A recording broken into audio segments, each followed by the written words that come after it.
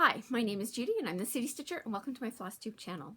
Today is Sunday, June the 26th and it is a beautiful sunshiny day where I am here up in Canada, and I'm in the western part of Canada in Alberta, and I need to make this fast, but I'm not going to be successful because this is going to be a long video because I need to hurry up and get outside and enjoy the sunshine. As always, just a little bit of a warning. I've got some young kids next door and their mother is awesome about getting the kids out and playing in the backyard. I think they've gone in for lunch, but it is not unusual for them post-lunch to come out and have, you know, a great old time out in the backyard. So in a little bit, if you happen to hear some ball kicking and yelling and screaming, the good kind, it's the kids next door and I'm all for that. If you are a new viewer, thank you for stopping by and spending some time with me. And as always, for those of you that are returning viewers, I truly, truly do appreciate all of you who come back and watch my stitching journey. I've just realized that I forgot to take any notes on any of the questions. So sorry, we'll do it again next week because this video is going to be long enough. I do remember a couple of them. There was one comment about, you know, because I did a little bit of a recap on my my escapade to StitchCon 2022, which was lovely, yay! And I am the ridiculous person that even though I went to StitchCon I've been trying to watch all of the recaps from everybody on StitchCon weekend day, even though I went, because it's just interesting to see other people's takes on it and what they took away. And you know, I like to see what everybody's haul was, because what happens if they found something that I didn't. And I liked, I can't wait to see all the recaps for Weekend B. I acknowledge that the bonus video did not come out, having some trouble getting some music on top of it because nobody wants me. I didn't really do a lot of talking when I was taking the videos of the thing, so I need to get something on top of it. I will say, in my own personal opinion, I certainly appreciate my videos of the brag table because I feel like I went quite slow. Don't forget, when you're watching videos, you have the ability to speed up or slow down the video, because there are some videos that I've watched on other Flosstubers for other things where I've had to slow it down so I can appreciate what's going on. If you don't like watching things slowly and you'd rather speed through, don't forget you can just speed it up and make it way shorter. But that is coming. All the videos were downloaded, they're pieced together. I've just got to get some music on top of it, and then it can go up. Brag table, my tour of the annex, and Smalls Exchange number 2 and Smalls Exchange 3, from weekend day. So that's coming up. It'll be labeled as a bonus video, etc., etc. So the other thing, so we had our first Let's Get Together and Stitch Together, which was great. It was awesome. So for you ladies that came out for that at the Signal Hill Library, thank you for coming. It was lovely meeting you. It was wonderful stitching. As always, a lot of talking. A little bit of stitching. That makes me realize, it's like I was sitting here going like, I know I worked on 3 pieces. Why do I not have the third one? The third one's over there. I'll rescue that in just a second. So yeah, it was wonderful. You know, as always, we're a curious group of people, and if you happen to bring more than one thing, even though you're really only going to stitch on one thing, we need to see all the things you brought. I was very successful. There was one piece that one of the stitchers held up and I was like going, where's that from? And they went, it's from Punch Needle and Primitive Stitcher magazine. I went, yes, I have that. Awesome. That's already in the stash. And then there was one lady, she was working on something that I think I only said to her 3 or 4 times, where it's like, it's just lovely. It's lovely, lovely, lovely, lovely. She knows who she is. And it's an absolute, and I did say this to her, it's like, don't be surprised in a future video when I'm showing haul that this that your project shows up in my haul, because I have to get it now. I've seen it live and in person, and this is the problem, and I said this when I was going through all the StitchCon haul. This is the problem with seeing stitched models and seeing it live and in person, because you may look at something, the cover photo, and go, yeah, that looks nice. When you see it in person, that's where you go, it's lovely, lovely, lovely, lovely. And so there were two things that I was taking away from that event, one of which is already in stash, yay. One of which is not in stash, to the point where I was actually sitting there and I got on my phone and looked at my X-Stitch app and went, I don't have that. So that will be coming into the stash at some point here, because I've seen it live and in person, and it's lovely.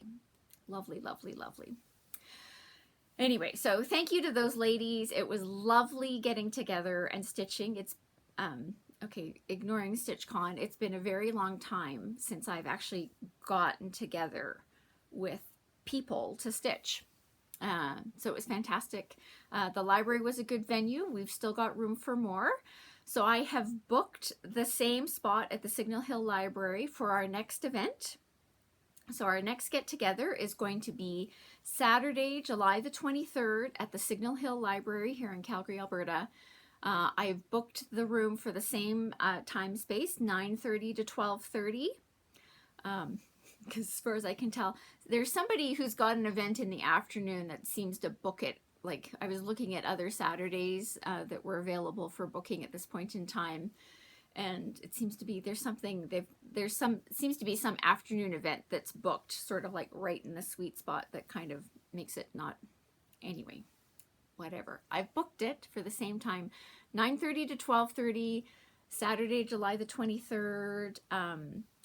Just pop me an email if you are planning on coming. Like I say, we've got room for more people. So I don't think we're at that point yet where we need to look at other library options who have bigger rooms. So we're good for right now, but just in case there's a sudden big influx, just trying to keep, that's the only reason why I'm asking you to send me an email. The other thing that I'm going to do when you send me an email is I am creating a list, I want to say a distribution list, a mailing list, where I can just sort of say, these are the people that are interested in the Let's Get Together to Stitch things at the library. So I'm just trying to come up with a mailing list so that I can just sort of send out reminder emails and all that kind of stuff. And if you send me sort of say, I'm coming to, Saturday X, but I don't want to be on the mailing list, that's totally fine. I will not read anything personal into that.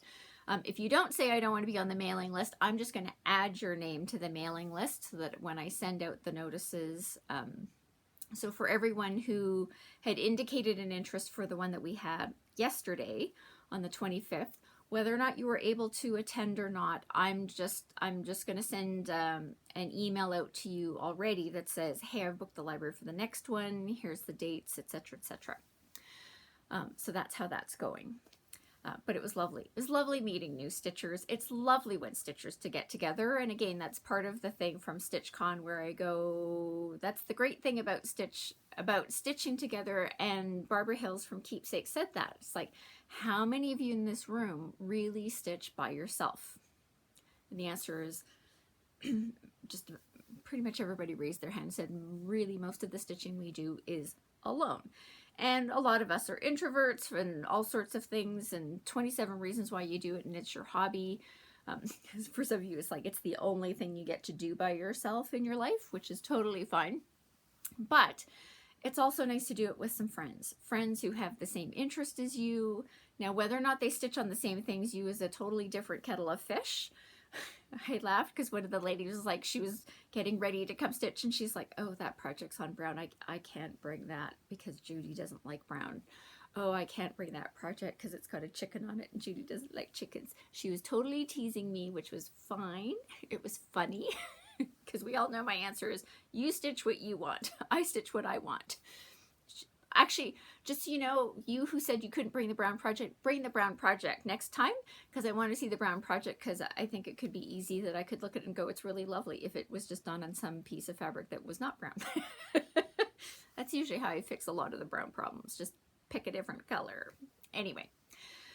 So it was a lovely event. If you're interested in coming, just shoot me a note. My email will be in the notes section down below under the Let's Get Together heading. It will have the details for the next event and the library address and all that kind of stuff. Just so I can get you on the mailing list for that, because it was lovely getting together and stitching. The StitchCon comment that I remembered is somebody said, now that I've heard your StitchCon recap, I don't think I need to go 300's a lot of people, and you know, I tend to go to smaller retreats, you know, probably no more than 40, and I get to know everybody. And it's like, don't say no to StitchCon until you've gone once. Now, I've said before, like, I wouldn't hesitate to go again, but when I'm doing my stitching travel budget, I don't know that StitchCon is always going to be my number one, simply because it's an international trip for me. But it really is an interesting experience, and don't say no to an experience until you've done it at least once. You know, I would go again. Yes, you don't get to meet all 300 people and really get to know them. It's 300 people. I don't have the skill set to do that, but you do meet new people from different places. You see people who are stitching things. You have interesting random conversations. You know, I told the story of the lady that I had the really great discussion about specialty stitches. I certainly didn't go to StitchCon going, I'm on a mission to talk people into doing specialty stitches. That never even occurred to me. But I had a great conversation, and I had a great conversation with actually more than one person about specialty stitches. So don't say no until you've done it once. And where it comes up in your order of how you're doing your stitching traveling, yeah, fit it in where you can. But I would say if you have the opportunity to go, do it at least once. You may go and go, yeah, that was an interesting experience, but I really, really like the ones where, you know, the number of people attending is much, much less. There's nothing wrong with that. But I would say go at least once. Go at least once, because it was a great experience. Excuse me. As you might be able to tell, I am wearing my Stitching Goddess from Athena. It's a cross-stitch thing you wouldn't understand. In case you're wondering, both this and my StitchCon shirt, I did deliberately buy them in purple because I will be wearing them usually when I'm doing stitchy things. And I have this friend who says she really doesn't like it when I wear outfits that clash with my background. Now, I clearly like purple. The room is purple. I have no problems with the purple, but I did choose that because I was probably going to say I'm going to be wearing it most when I'm doing stitching things. Anyway, there was a comment from a lady in the Ukraine. Thank you for watching. Please know that I'm thinking about all of you in the Ukraine and everything that's going on there, and I hope you are staying safe. Safety first, safety first. And I hope that watching the video gave you at least a little bit of a mental break from what you may be facing.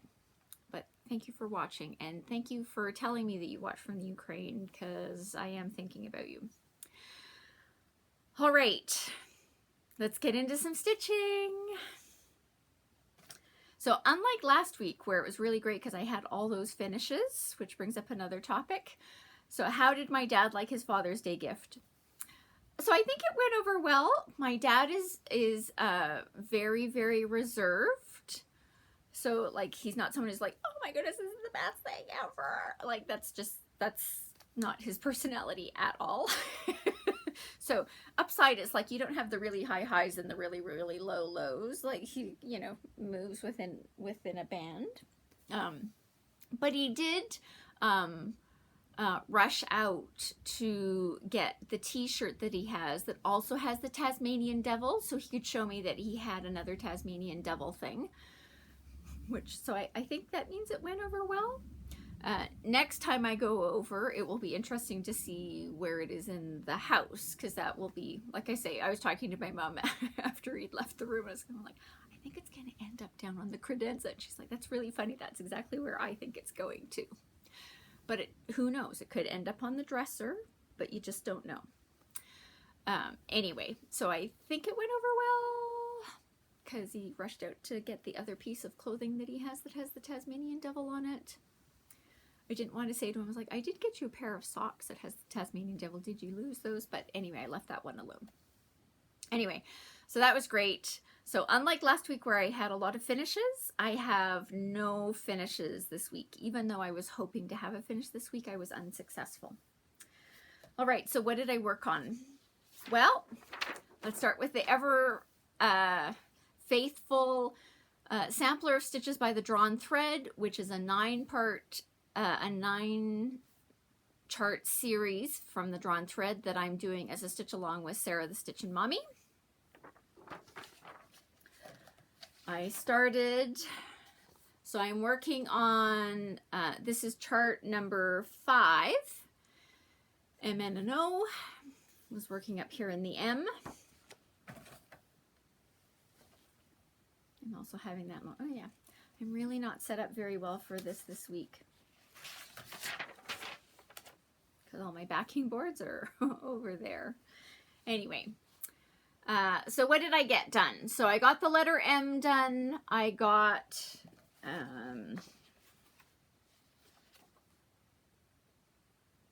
this is the Milanese stitch done with the Soie Perlee. And it was interesting because I was watching Sarah's video from this week, and you know, she doesn't necessarily like these types of stitches because they do tend to warp. Like this one she struggled with the warping on that one, and this one warped a little bit. I think mine's a little bit warped, but not too bad. So why it warps for some people and doesn't warp for others, I have nothing. I have no insight, no inspiration, no instructions. I've got nothing on that. Maybe just because I went really slow. I have no idea. I did the Montenegrin stitch. I started, you can hardly tell I got this base for the Maltese cross in. I just need to do the top layer. This little thing, I've now stitched 3 times. So when you're stitching that one, follow the diagram carefully. Watch your over and unders on that one, because otherwise you're gonna have to, you know, I've unstitched it and restitched it 3 times. Anyway, I think I've got it right this time. So I can now do, it's really just some looping stuff over top. So that should be really easy to do. I will say this is another example where, and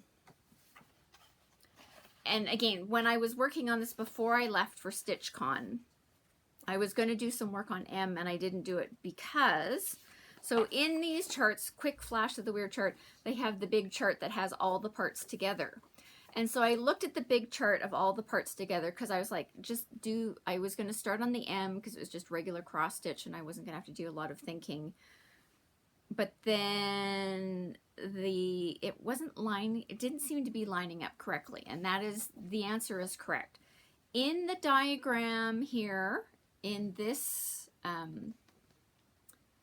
chart number 5, MNO, on the main diagram that shows all of the parts together, the part for M and an O is not accurate. So if you're trying to align stuff from that main chart, don't do it because it is not correct. So again, part of the reason why so when I came to do this, because I knew that there was potentially some conflict and I wasn't sure what was correct. I wasn't sure whether it was the main chart with all the parts together was correct or if the separate chart was correct, and I needed to rectify that. So I really came and I did this, and then I did M. I actually really just did sort of this row across and started this one just so I could make sure how it was aligning. So Again, when you get to this part, my recommendation is start here. Just start here and do your counting from here and work your way across or whatever.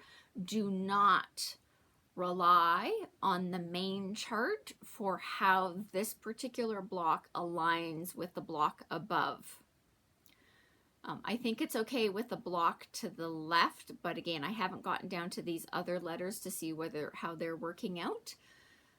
But it certainly is misaligned in the main chart for how M lines up with F. Now I have confirmed, and again, that's why I did this part of the Maltese cross, is because I wanted to make sure that so these two, the far side here of the Milanese and the Montenegrin, all align to the farthest part out here, and the farthest part of this base stitch for the Maltese cross aligns with the farthest stitch here. So it is taking up the correct space, but the main chart is misaligned. Anyway, so close to being done. I looked at my calendar for where I'm supposed to be. I'm supposed to finish M today when I stitch on this. So it looks not bad. So I just have to do the top layer of this. I have to do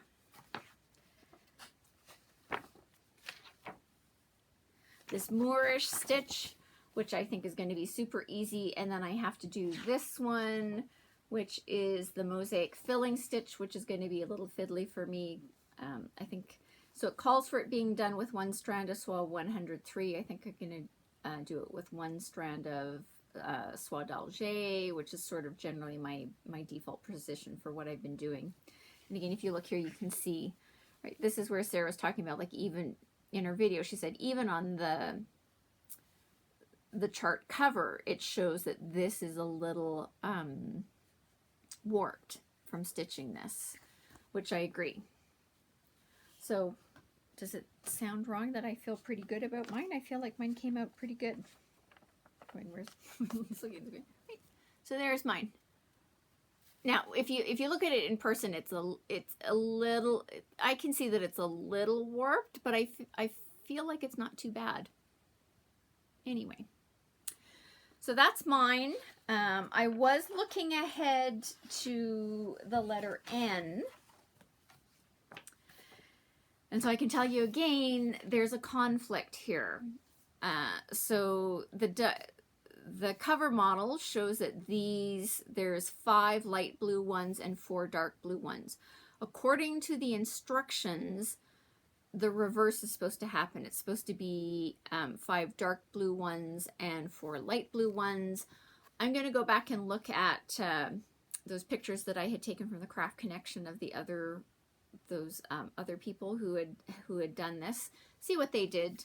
I'll make my own decision, but just to let you know, even though I haven't worked on it, there's already a conflict.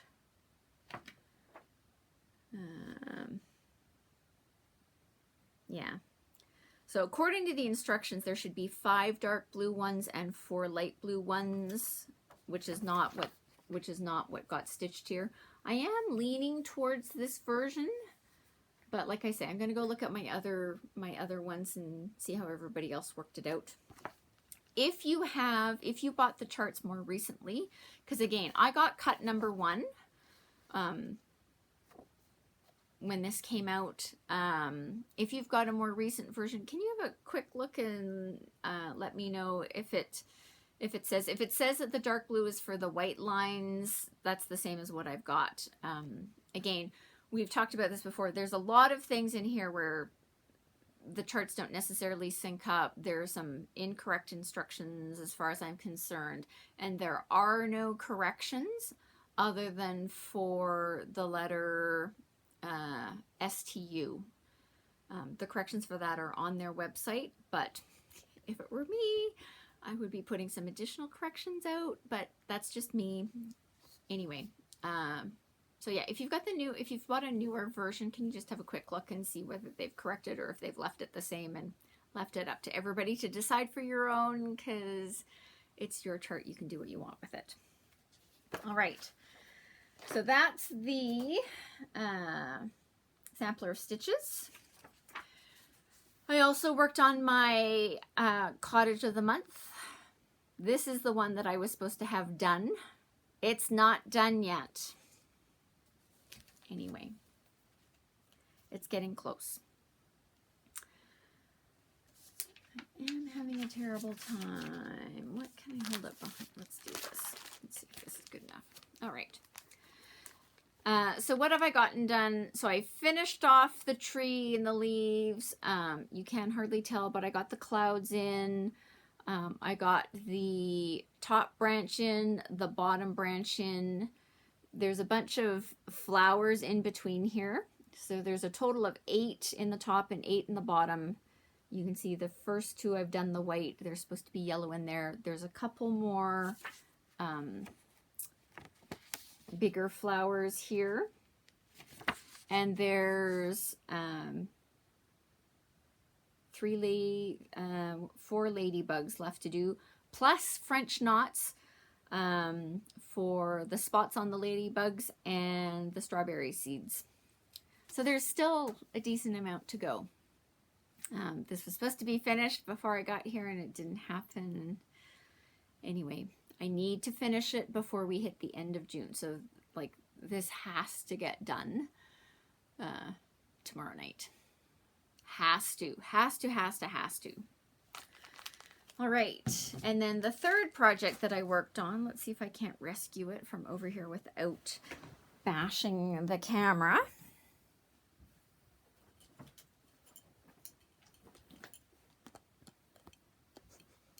Talk amongst yourselves.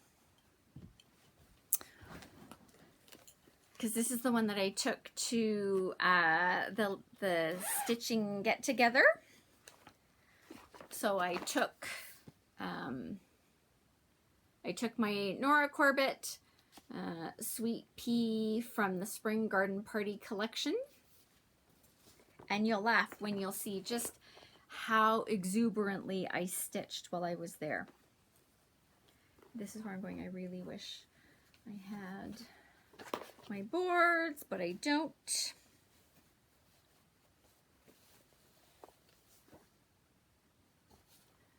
So what did I get stitched? See this bright pink here?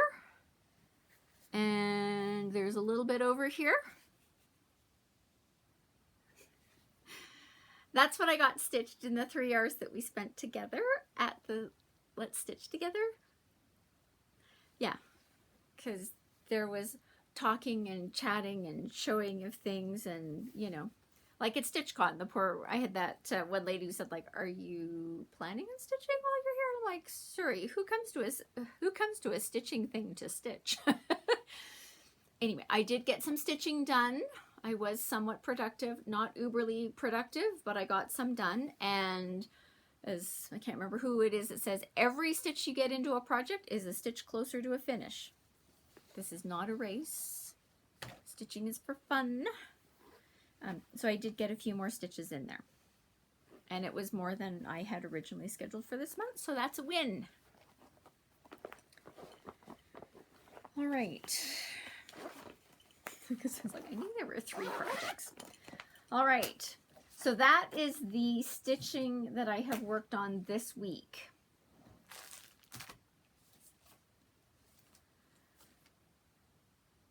Stashquisitions.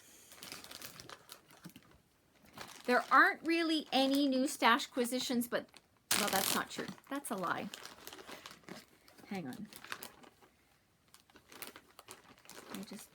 There were some stashquisitions that I got at StitchCon that I forgot to show you.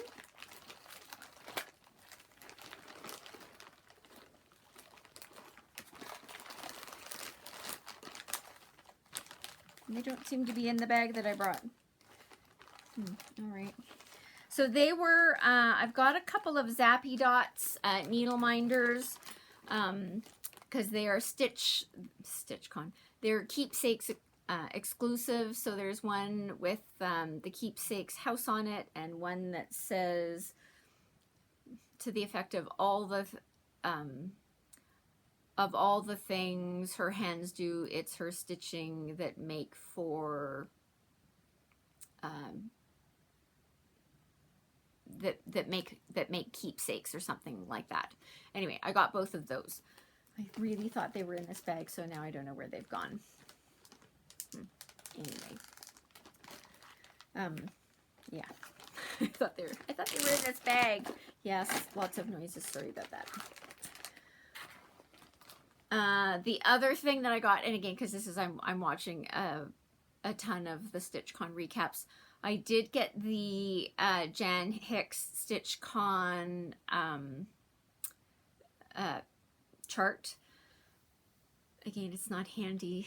Anyway, it's the one that says "Stitching brings me happiness" or something like that. It's actually quite lovely. The part that I'm a little fuzzy about is whether or not it really is a StitchCon exclusive, like the Sue Hillis one that has the Keepsakes House and the Stitchy Bus and all that. That is a StitchCon exclusive. You can only get it while you're at StitchCon. The Jan Hicks one, I don't know if it's really a StitchCon exclusive or really that the StitchCon people got a head start. I've been getting some conflicting information off of some various Flosstubes. I will try to have it printed out to show you next week, and then you can have a look at it, and we'll figure out whether it's a true StitchCon exclusive or just an advanced shopping opportunity. Okay, so one of the things that I am going to talk about this week is, and I mentioned this last week, all the things that were part of the exchange from the StitchCon stuff, which is all in here. I'm doing that at the end just because if you've watched other StitchCon things, certainly from StitchCon Weekend Day, a lot of it is going to be duplicates. So it gives you I want to give you a clear opportunity where you can say, and I'm done watching. If you've seen 3 versions of this, there's nothing I'm going to show that's going to be new to you, which is totally fine. If this is the only StitchCon one, you may care, you may not care about seeing what everybody was swapping and trading and what they brought. For me, I just thought it was a fantastic experience because as somebody else said, like, everybody's so creative. There was no just one thing. The things that everybody did were different, and I thought that was awesome. Again, if the next time I go to StitchCon, there are certain things, you know, I took floss tags this year. I've decided what I'm going to do for the next time I go to StitchCon, and it's not going to be floss tags. You'll just have to wait till I go for the second time and see what I end up taking for exchanges. But the topic for this week is, what did I really take? And again, I'm doing this like, man, I forgot one thing, but I'm not going to get that. So what did I really take with me, and what did I learn? What was positive? What was negative? What would I do differently? So let's get into that. So my friend said, you have to take a placemat, you have to take a placemat, you have to take a placemat. So I did take a placemat. Now this is a very lightweight placemat.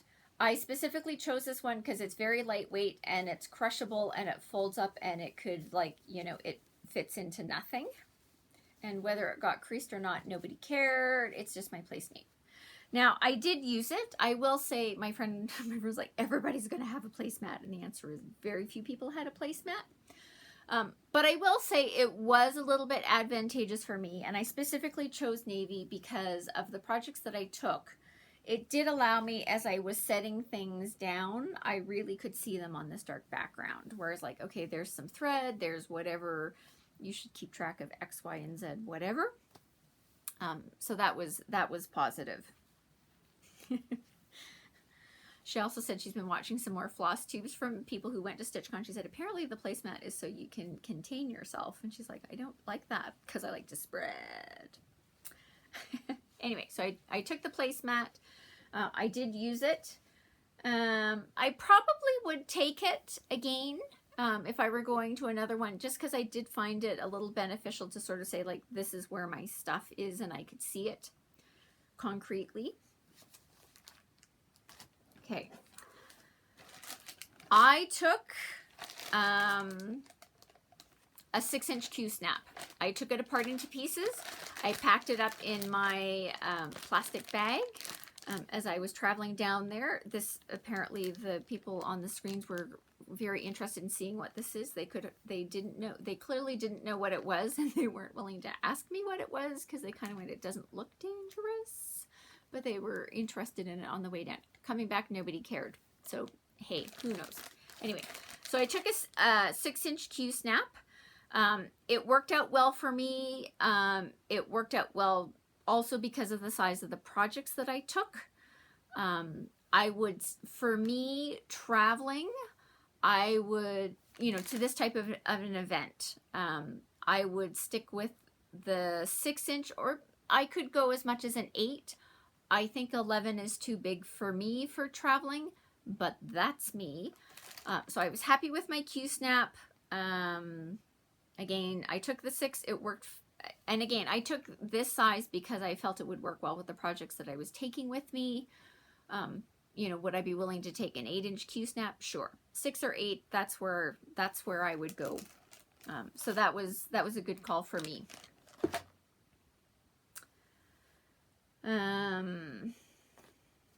Okay.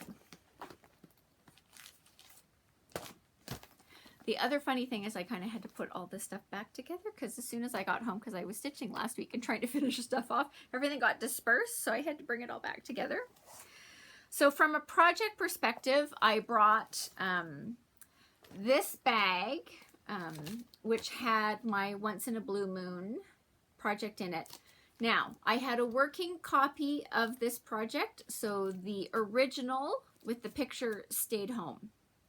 I kept the working copy in here. I had my piece of linen fabric that was partially stitched, and I had my floss card that came with the kit.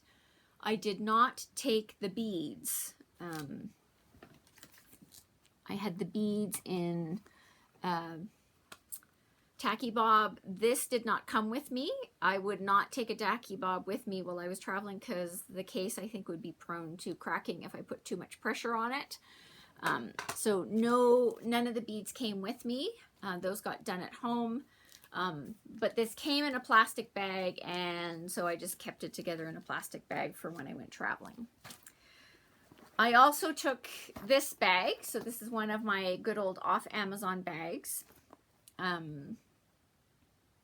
I do like these bags because while they are not 100% waterproof, you know, because there is a zipper, for me, the benefit is, you know, if somebody beside you accidentally tipped over a beverage, whether it was water or whatever you wanted, you know, this would be, mine was lying on the table in front of me, but nothing would happen. So I do like these ones from that perspective. Not 100% waterproof, but it certainly would save my project from all manner of weird things. You know, somebody spilled the chocolates or the potato chips or nuts or beverages, my stuff's going to be fine. So, actually, I just realized there was actually one other thing. Let's put it in. And again, this is the smaller of the two sizes that I have, but it's very compact, right? That's not a lot. It fit in there. This was a good size. Now, this had a total of 4 projects in it. So the 4 projects were, I had my Cottage of the Month, so just this piece of fabric folded in half was in there. I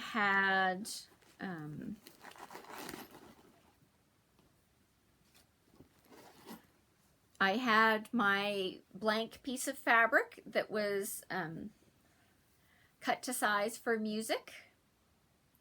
I also had the 3 skeins of fibers that I had pulled for this. So I had $37.99 in a floss away bag. I'm not sure that's still in the bag. I had the full skein of the Needle Necessities 172, not in a floss away bag. And I had my Dinky Dyes Silk Haunted House, also not in a floss away bag because I was going to make the decision, and 1 empty floss away bag so that once I made my decision, once I started this, one of them would go into the floss away bag and the other would just hang out. And again, chose this one because it was little, simple stitching, I did not take the charms. The charms got finished at home. Look at that poor musical. Anyway.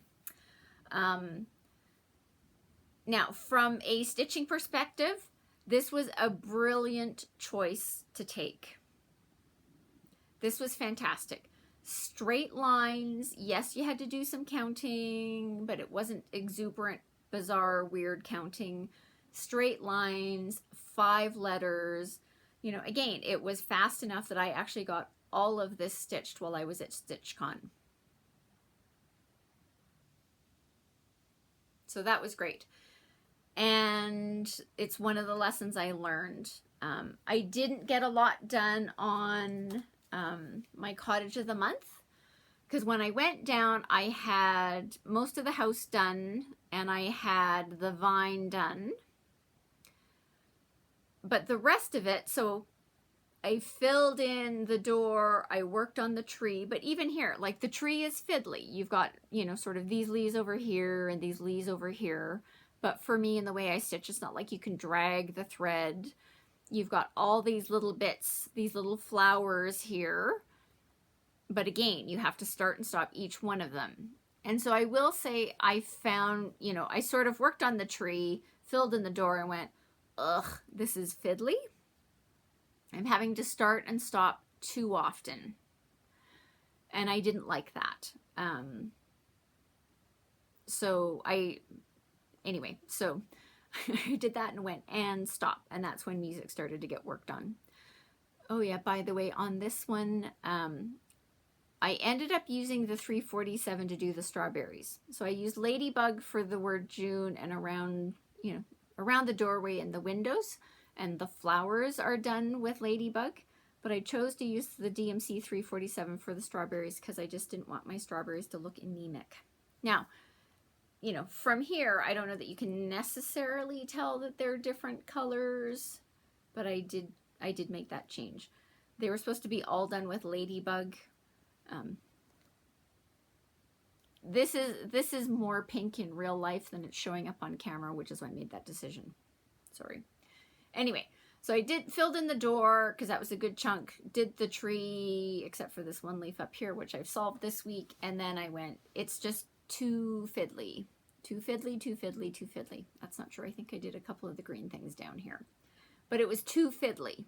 Starting and stopping and starting and stopping and starting and stopping was annoying me while I was there. Don't get me wrong. These last little bits with all these little flowers, it'll look lovely at the end, but it is annoying.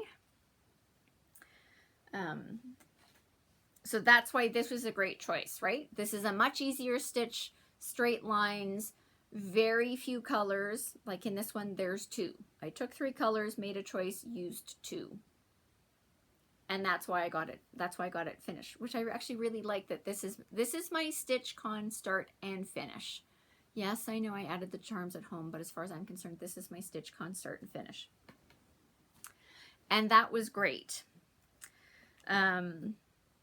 I worked on the Once in a Blue Moon, which I finished last week, which is actually here.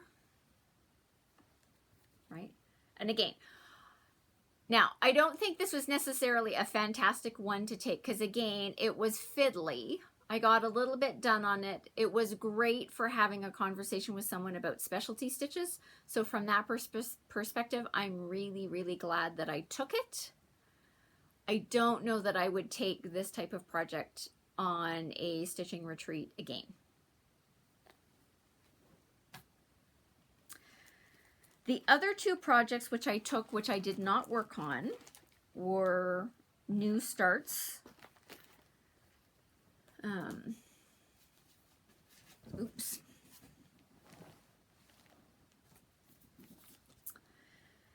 This is Butterfly something. I'll put the name of it. Now, this is the one that I've already stitched. I was planning on stitching a matching one because when I finished this one in 2021, I said to myself, you should stitch another one and just make a pillow out of it where the front and the back are the same. And that's not what I'm going to do because I've now done a biscornu. And anything that you have that is a perfect square can be made into a biscornu. So what I am going to do on this one is I am just going to stitch a straight up square border around it, because that's the part that you will use to make it into a biscornu. But it's perfectly set up because there's a butterfly charm here in the center, right? So when I do the biscornu to pull it together, the charm's going to work perfectly. It's going to be great. I'm going to make this into a biscornu. So I did have my matching piece of opalescent linen cut out, ready to go. This is again, this is a limited number of colors.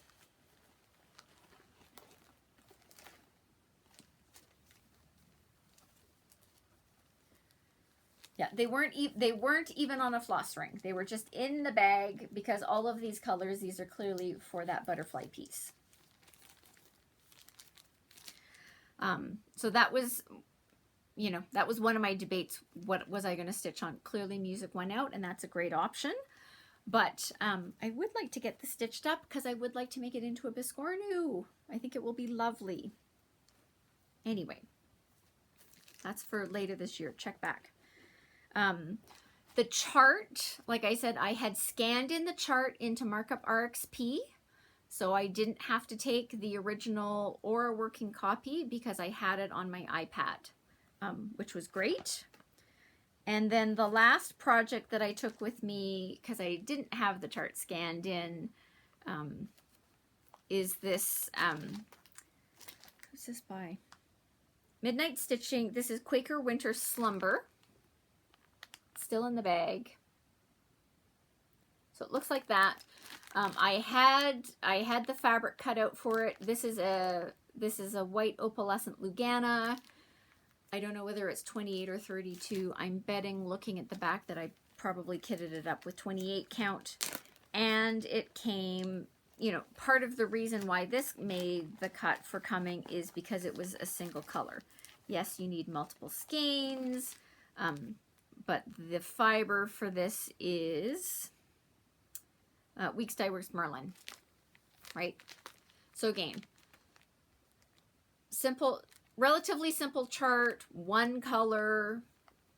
So conceptually, this is a good choice for me to take to something like that, because it's, you know, yes, it's got motifs and all that kind of stuff, but it wouldn't be like, you know, do 5 stitches of green and end it off, and then do 4 stitches of pink and then end it off, and then do, so for me, this is a good choice for a project to take to a stitching retreat. Like I say, I gave myself some options. I was a little surprised that I went down, it's like, you're going down to StitchCon with 5 projects. You know, again, I was okay with taking 5 projects because it fits into this bag quite compactly. You know, there were people there with larger projects and all sorts of things, and, you know, each of the multiple projects they took were the, you know, the size of my entire, of everything that I took with me to StitchCon to work on. But you do you. You have to take what you're working on. I was watching Jordan from Little Stitch Girl, her StitchCon video with her and her mom. Well, her mom's name is Jamie. I think she's Basic Stitcher. Anyway, Jordan and Jamie. I was watching theirs and I laughed because she packed up her Lowry stand and she took it with her, and she'd ordered some scroll rods off of Amazon and had them shipped to the hotel, and it worked for her. It's what she wanted to do. She had no problems with it. It worked for her, and that's awesome. Because you have to do what works for you, including stitching on brown fabric or chickens. It's not me. I was very content with what I took with me. Again, I was stitching internationally with all the stuff that was going on about, you know, problems in the airports. Traveling with only carry-on worked out awesome for me. It really, I think I would have actually had a problem if I had any checked luggage, particularly on the way back. So it was great. Great. These were the perfect choices for me, and I would make similar choices the next time I went. in terms of stitching paraphernalia, what did I take with me? So I took this little floss bed. There's actually some floss in here that relate to some of these projects. The brown and the green are from Country Cottage Needleworks. They need to go back into their floss away bags. I honestly don't remember what the blue's from, so I'll have to sort that out. But again, this is smaller than the one that I use at home. And I do call this my traveling one because it's got a snap. So that, just because it gives you a little more of that, like, accidentally falling open or whatever. I like the snap. This is my travel one. At home, this stays in my, well, it usually isn't a part of my travel bag. If you were with me at yesterday's get-together, I didn't have it with me because I'd left it at home. Anyway, note to self, it needs to go back into the stitching bag. But I do like taking sort of one of these travel beds just to, because it's got the felt or whatever is on the center of yours, it just gives it, again, it gives it something to hang on to, right? So you can put the thread, it doesn't move around, air conditioning, people moving around, whatever. I like having one of these with me. The other thing, so I did have a needle minder with me. I used my blue Canadian flag one because it was different from the needle minders that I was handing out to my table mates because they were all red Canadian things. So I used the blue one. I took one of these Ort containers, again, because it folds up really small, and I just like having a place to put the Orts. Now, I do need to transfer my Orts to my main Ort container because I am trained to make an Ort ornament for 2022, so I do need to take my StitchCon my StitchCon Orts out of here and add them to my Ort ornament. But again, I like these ones for traveling. Again, I've got one in my stitchy bag for traveling, even when I'm home going to, you know, stitching get-togethers and stuff like that, just because I like to have a place, and it folds up very, very small, and I like that. This is the container that I take for all of the other miscellaneous stuff that I take. Why? It's small, it's padded, quilted, blah, blah, blah. Just gives you a little bit of protection for whatever is in there and whatever's going on. This is not waterproof, but it does keep it contained because it is a zipper and it's small. Is it wrong to say, and it coordinates with my navy theme? Anyway. But I don't travel with a lot. There are a lot of things that I keep out and use while I'm at home, but I don't necessarily take with me when I go stitching elsewhere. So here's my little, you know, here it is open, and there's not a lot in here. So what have I got in here? I've got some Post-it notes, 3-inch square Post-it notes. 2 reasons why, and again, it's a grant. I honestly think there's 3. Yeah, 3. Why do I take this? Well, 1, just in case I need to write a note and it gives me something to write on. But 2, this is my travel version of a corner gauge. I'm never worried about it getting broken. I'm never worried about it getting lost. Hi, welcome. It's a Post-it note. Anyway, it gives me my 3 inches, period. Simple, simple, simple. Yeah, so did I use this to help me figure out where to start on music? You bet. Now, because I don't tend to start in from the corners.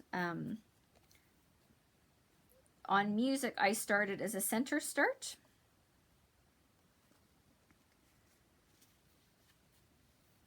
So there's my 3 inches. Right? I think this is my perfect answer to if you're starting something traveling and you need to figure out what your 3 inches are. This is my answer. This is what I travel with. All right. I took this just, you've seen me show these before. The ones that I usually have beside me are blue. This just came out of a newer version. These are just, if you're having a hard time pulling your needle through something, I use this to grip the needle and pull. Again, small, flexible. I took 1. These are my travel scissors. Are these my favorite scissors? No, I don't love these scissors, but these are awesome scissors for traveling. Here's why. I think they cost about $4 Canadian. So even if you get the weirdest TSA agent ever who gets mad about whatever and they say lose it or you don't fly, fine, throw these in the garbage. I'm throwing $4 Canadian away. I don't care. I have a couple, probably at least 2, if not 3 pairs of these at home. This is no big loss to me. I don't want to lose these. I don't want to lose these. I don't want to lose my Dovos. I don't, I've got nicer scissors, which certainly when I came home, like I was very grateful when I came home and I started to use these again. I went, oh yeah, that's a much better one. But these are my travel scissors. I don't care if I lose them. They're low cost. If they're confiscated, lost, dropped, whatever. You know, are these the best ones? Nope, but they cut. And that's the point. They have an attached sheath, right? So there's no risk of, and it's, you know, on there quite sturdily, right? You have to work at getting these out. So it protects everything else around it. I think I told the story last week. We were having a scissor conversation, me and a couple of other ladies, and she's like, oh my goodness, you only brought 1 pair and you brought those. Like, I brought 4 pairs of scissors. And I was like going, well, my worst case scenario, like I only brought the 1. I brought 1 pair of scissors because I was going to a stitching thing. And I looked at her and said, like, I wasn't really worried about sitting at a table, and if they'd confiscated my scissors or I'd lost my scissors traveling, I was pretty sure that the other ladies at my table would have scissors, and I was fairly confident that they would be generous enough to loan me their scissors if I needed to cut thread. And she kind of laughed at herself and went, she's like, all of those are very true statements. But I felt like I needed to bring 4, which is totally fine. If 4 makes you happy, bring 4. I also don't know whether she was driving or I don't know how she was getting there, but she was just kind of went like, oh my goodness, you brought 1 pair of scissors and they were those ones. And the answer is, yep, 1 pair of scissors. These are the ones that I bought. I would do it again. I did take a seam ripper. So I took one of these seam rippers with the little fuzzy end just in case. Again, no big loss if it got lost or stolen or rolled off the table and I couldn't find it. I took 2 packs of needles, size 26, and these were the packages that were actually sitting in here originally, and I looked at them and went, you've got a size 26 and you've got a size 28. Fine, go ahead, you're good to go. I would change that. Because the problem is over the last number of years, I've gotten used to stitching with John James Petites, and I like the Petites. And these are regulars. So I would still take a 26 and a 28, just to give myself the flexibility of however I was stitching and however the mood felt. I would take a 26 and a 28. I would make them John James Petites. So actually, as I'm looking at these, I'm going like, these should probably come out, and I should probably go up to my needle stash and just pick up a packet of the Petites and put them in here so that I'm ready to go for my next one. That would be lovely. All right, so those are the needles I took. That's the lesson learned. Take the Petites. It felt, I've used Petites for so long now, it felt so weird with the bigger ones. And the problem is I ended up playing a lot of floss chicken because I've trained my brain sort of saying you can stitch until you have X amount left because you can still finish it off, but you can't stitch until you have X amount of left because these needles are bigger. Anyway, note to self, change the ones in the travel bag to the petites. It'll work out better.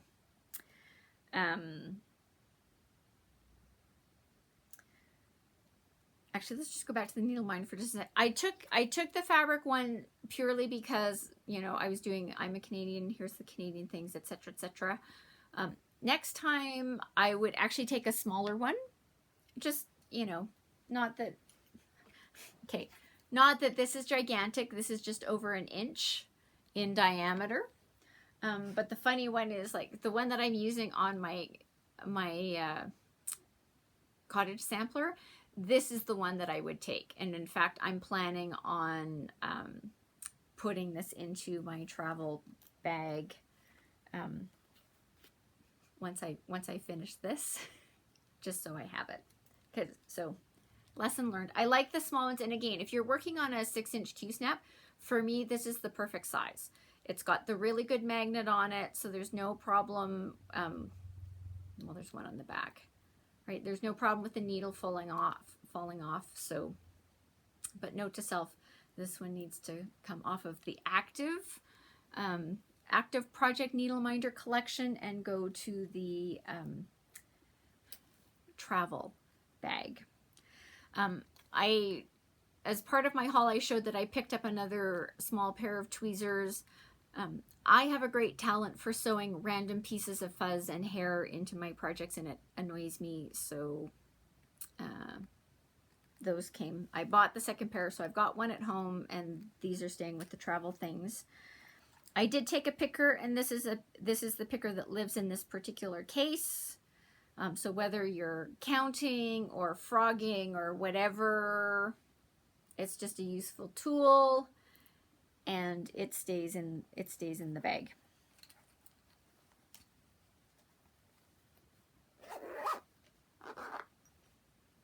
Actually, so let's put the other things back in there, even though I need to change the needles out. But again, I can throw all of these things in to this little bag thing,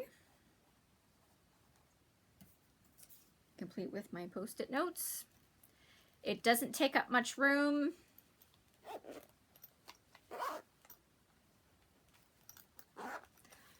And zips up, right?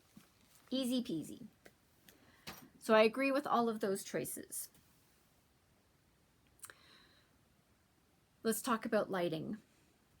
So I have talked before that I do have a Halo Go. I did not take the Halo Go with me to StitchCon. I didn't take it because I didn't want to give up the space in my carry-on for it. Now, not that it's huge, and for me, that still is the right choice. For going down for a short retreat, if I were going somewhere, like I talked about, if I'm going to go visit my friend later this summer and I'm going to go out there and I'm going to spend a couple of weeks at her cottage, I would take my Halo Go. I would want that. I would take the Halo Go for sure, because it is quite compact.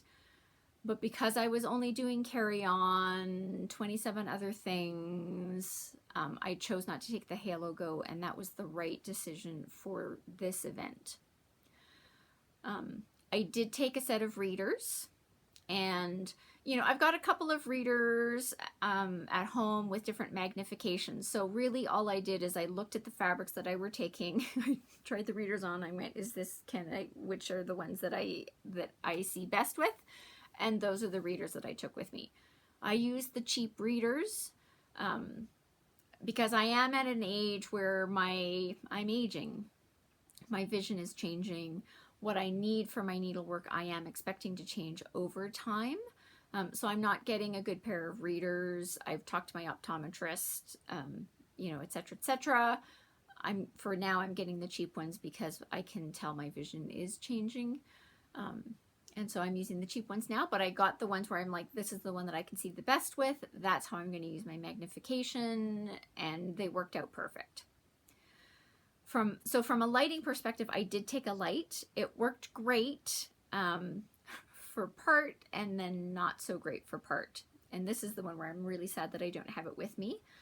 So I have an itty bitty clip-on light. It's got two, oh, just give me a second. Maybe it's close at hand.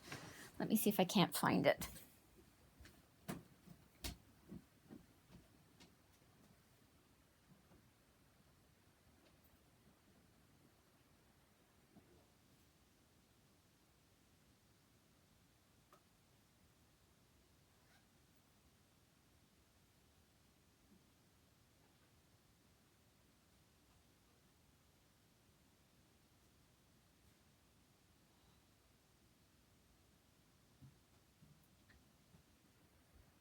Okay, not close at hand, which is a little disturbing. I don't know what I've done with it. I got it off of Amazon. I will try to get the link to it. It is battery operated. It uses 3 AAA batteries. It actually worked great. Like I say, it worked great for part and not great for part. And here's why. It worked great originally. I used it while I was in the stitching room, or the late night stitching room. I used it in my room at the hotel for the first chunk, because it clips straight onto my Q-snap. It's got the 2 lights, all great. When I packed it up on the next day to go back to the stitching room, I just kind of looked at it and went, put it in its case, threw it in the bag of everything that I was schlepping over to the convention center, and went, it'll be fine. But then, of course, I did 27 things. I was running around and I was chatting with people and doing X, Y, and Z.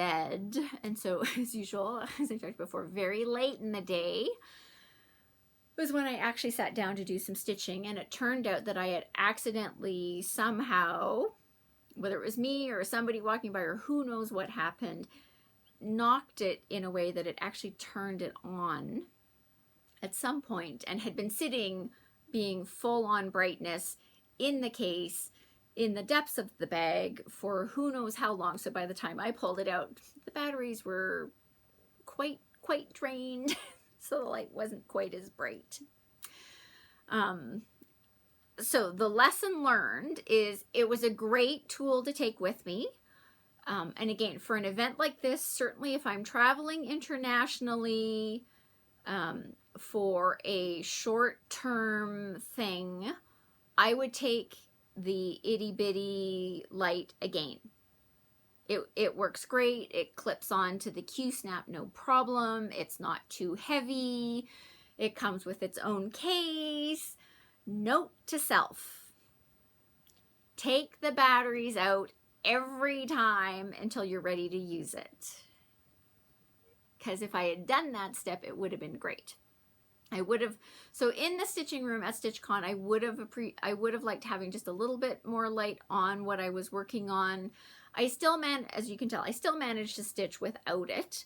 And I was too lazy to go out and find, you know, can I get AAA batteries at the hotel or whatever. Like I didn't care enough at that point to fix it. I would have liked to have a little bit more light.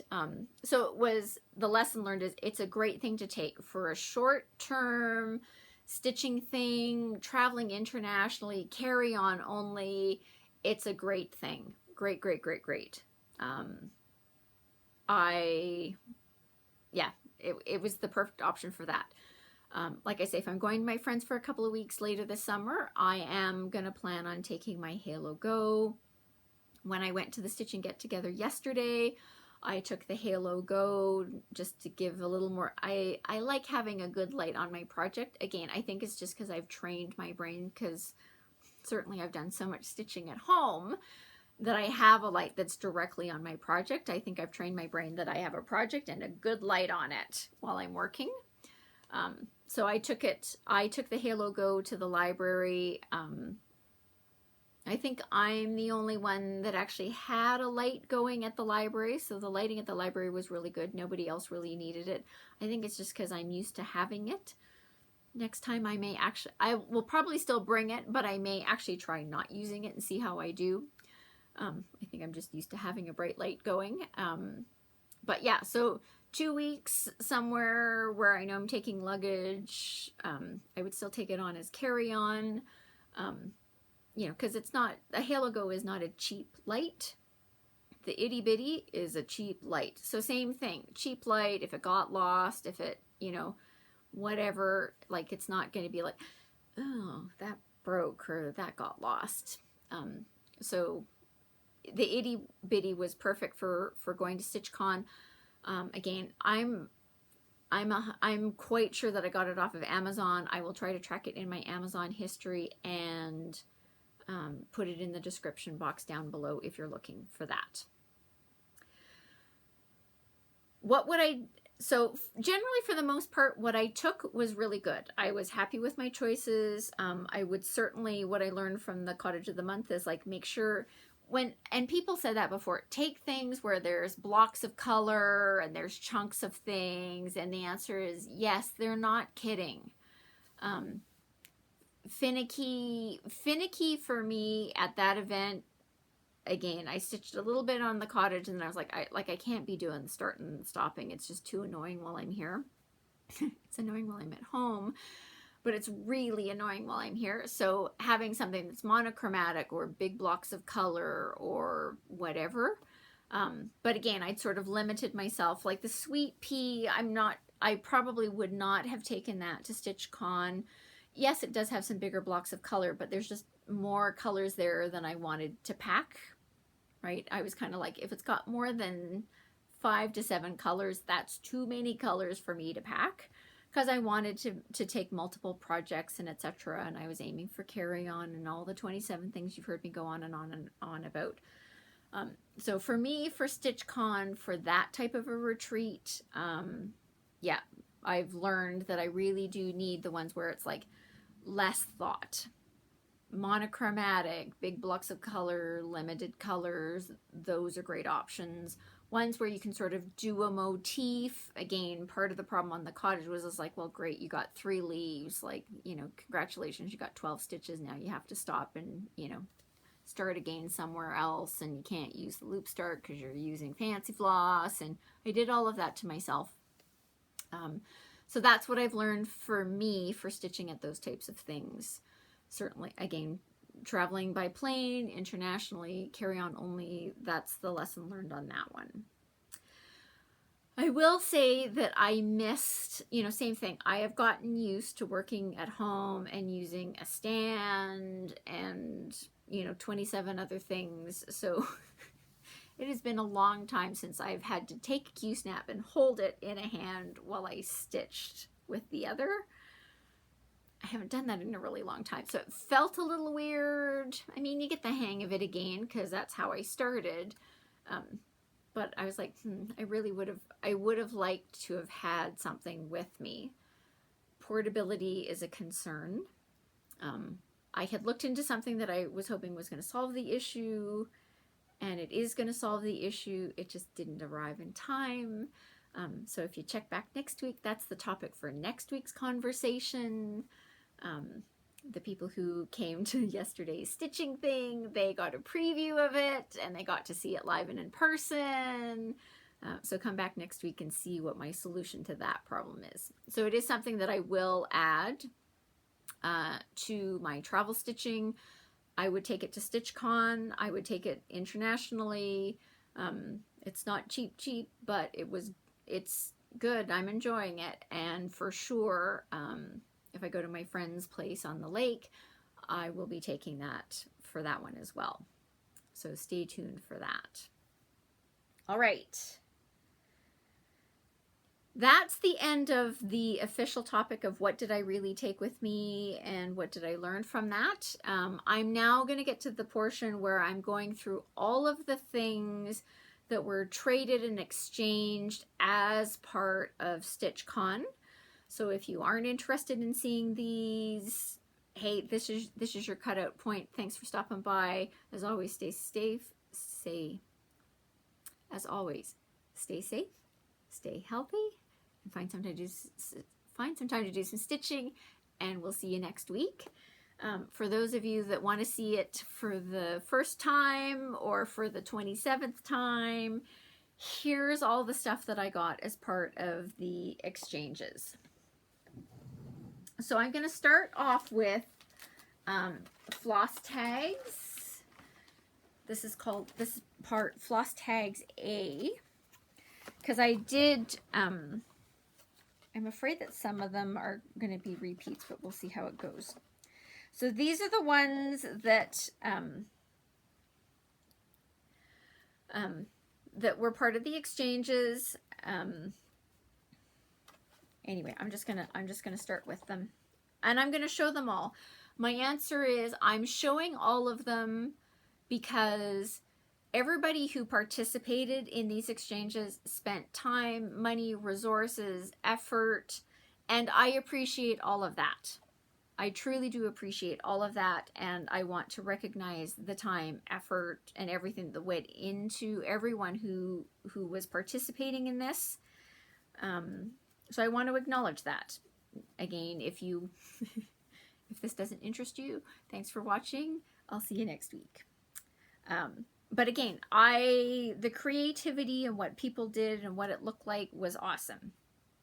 So, as other people have said, some of them do not have names on them, which I'm sorry about that. So again, from lessons learned, I will, like, mine had my name on them, and the QR code took you to my YouTube channel.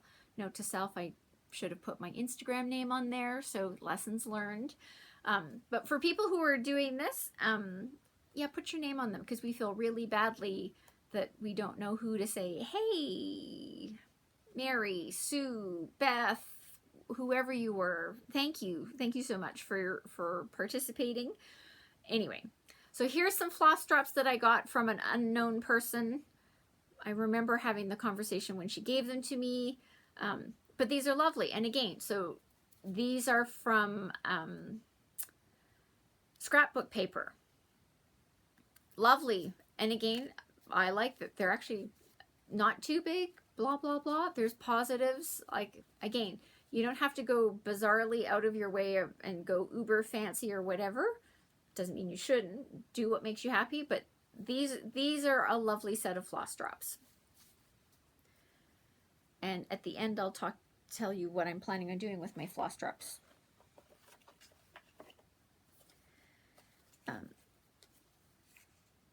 Some people just,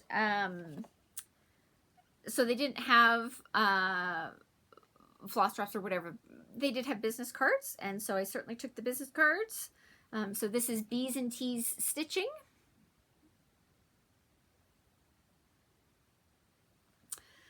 She's on Instagram, and she's got a YouTube channel. Somebody remind me at the end to talk about YouTube. Oh yeah, this is I'm keeping the card that came with my small, because it's got all the information of who stitched it for me. And again, the pattern name is Garden Side Small by Hello from Liz Matthews, and she stitched it on a Mystic Fabrics. So this is a critical piece of information. In fact, I'm going to take it out of here because I think I'm going to glue this to the back of the box. Tape it to the back of the box, something. I need to attach this to the box so I can make sure that I always have the information handy. The next one, sorry, I just need to tie the ribbon back up because otherwise it's going to come off and I'm going to lose them. So this is Three Creek Stitchers. So they're on Flosstube, Pam and Vicky. And these, so they're all identical. The backs are blank, so you can use it however you want. Whether you want to use it as a floss tag or a project identifier or a fabric identifier, your choice. The back is blank for you to decide what you want to do with them.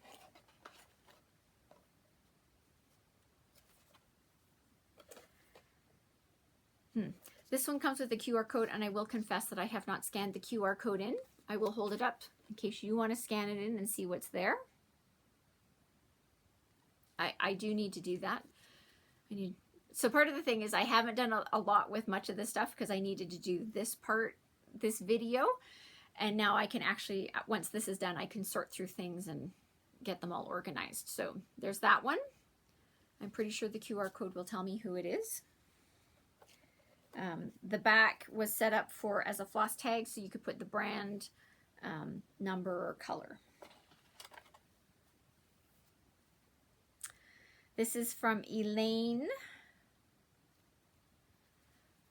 Bauer. Lovely, lovely. You know, and again, so if you're kind of worried like, oh, what would I put on a floss tag? How would I do these? Now, I don't know if this is from a specific project, but I kind of go like, if you pulled all the colors for a specific design that you were working on, those are usually like, who doesn't love a good, not floss drop, floss toss, right? Just do a floss toss, put it on some beautiful fabric, beautiful fibers for a project, take a picture, you're good to go. But just be prepared that everyone's gonna go like, oh my goodness, that's lovely. What's the project?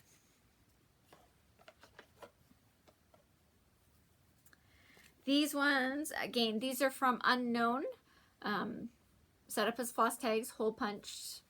And again, right? Lovely, lovely, lovely, lovely.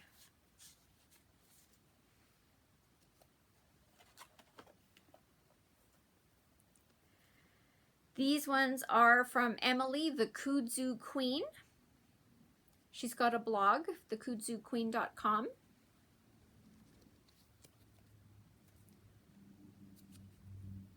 Yeah. Now, in the notes section for this video, I am going to try to put all of the information for these people. So their floss tubes, their Instagrams, the blah, blah, blahs. Basic Stitches. Ta-da! This is Jamie from Basic Stitches. This is her daughter Jordan, who is Little Stitch Girl. They've done a StitchCon recap. It's hilarious. Go watch that. Jamie and Jordan. Yes, this is a lovely, and I think I got 10 of these, if not more. There's a big bunch. Daybreak Stitchery. So all the same picture. Lovely, lovely blank backs.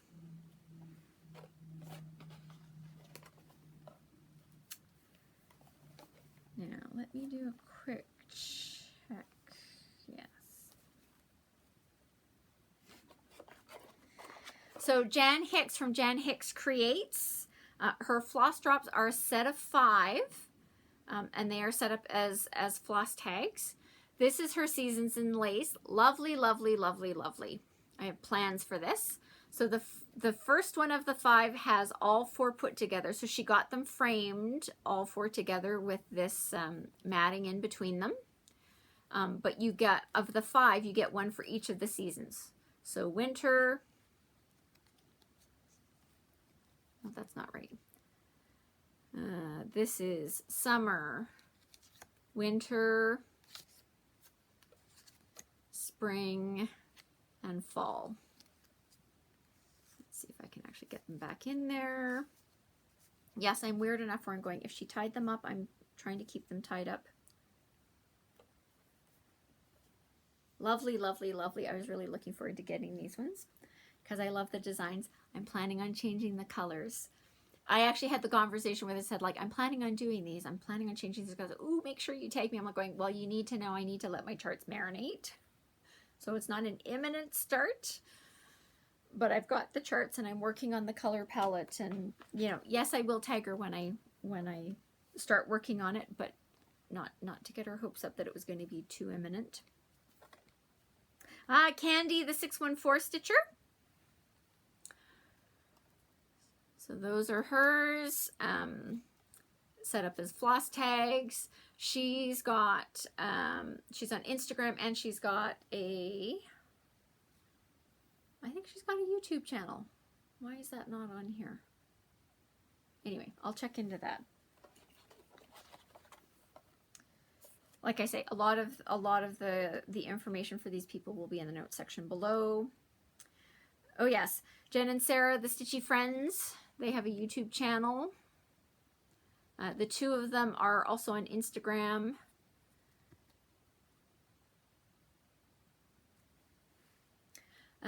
They do, the last ones I watched of theirs are they're doing Black Needle Society unboxing videos. Then Becky and Bruno. There's Bruno. There's Becky.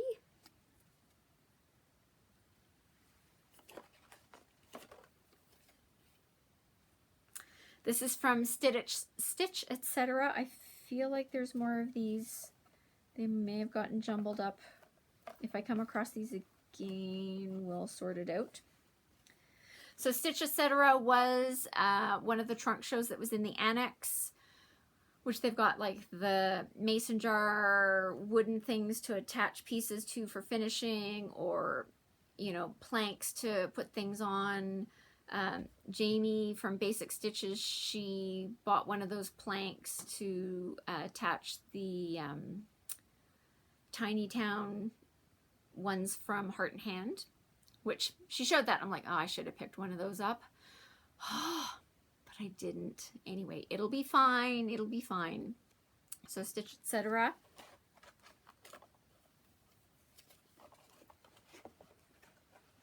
Sorry, I'm just doing a little sorting when I find them.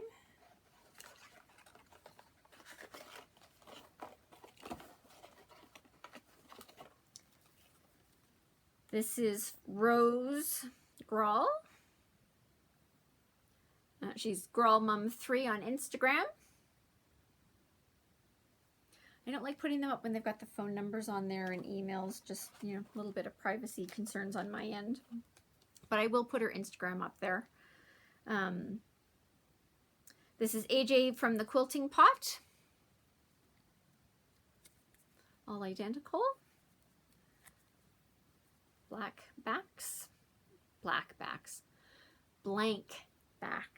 on these ones. She did a square punch. Again, the way people like their cards punched can be individual. Big size, big, small, 2 punches, 3 punches, square, which is why I didn't punch mine at all to be helpful. This is Bee Stitched on Instagram, so bee themed. Floss information on the back.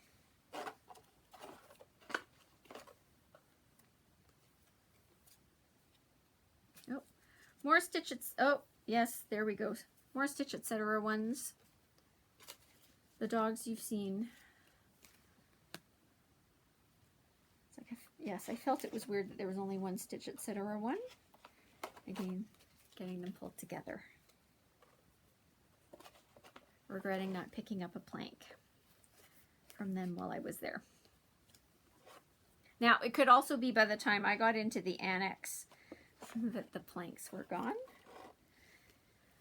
Or it could be, I don't know. It'll be interesting. I'll see, now I have to go back and look at my video from the annex and go, when I show them, were they there? And I just wasn't paying attention.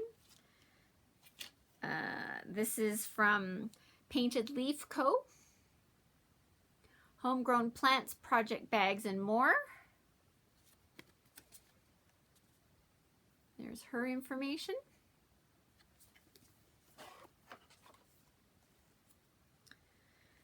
This is Martha, Stitch Crazy. Again, lovely. Little stitch piece in the center, just I'm assuming flowers from her garden, or could have been somebody else's garden. I don't care, it's lovely. She's from Ohio. This is Jordan's floss tags from Little Stitch Girl. This is her logo for her designs. Set up as floss drops.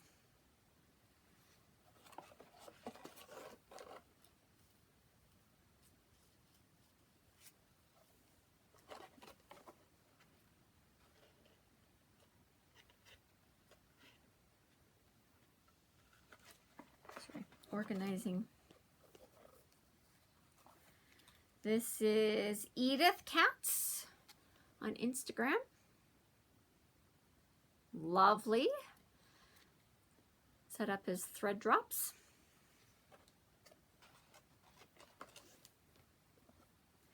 Memphis Sarah E.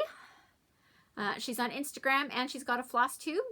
And so these are pictures from Memphis. So you got all different pictures. Again, doesn't necessarily have to be of stitching. I thought this was, again, interesting. Glad she did this. I haven't been to Memphis.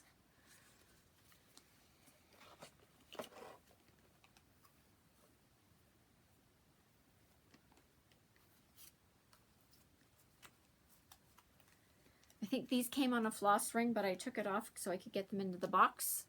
And again, unknown name. So do your thing. Keep up the good work. Enjoy today. Have a nice day. And believe in yourself.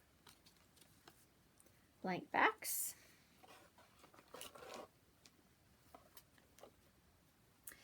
These are Pam and Steph's.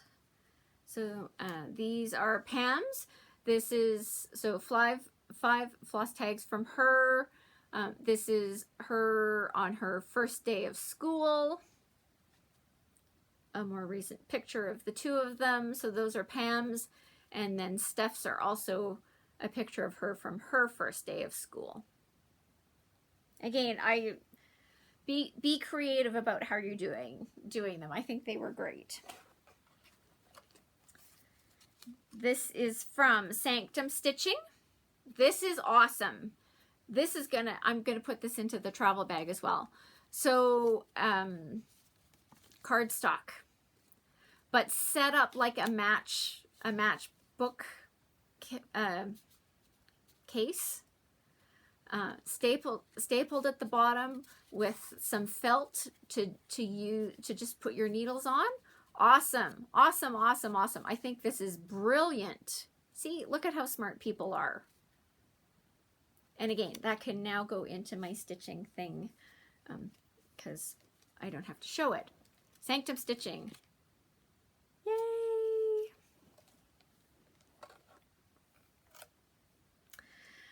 This is Mega Stitches. She's on Flosstube as well as Instagram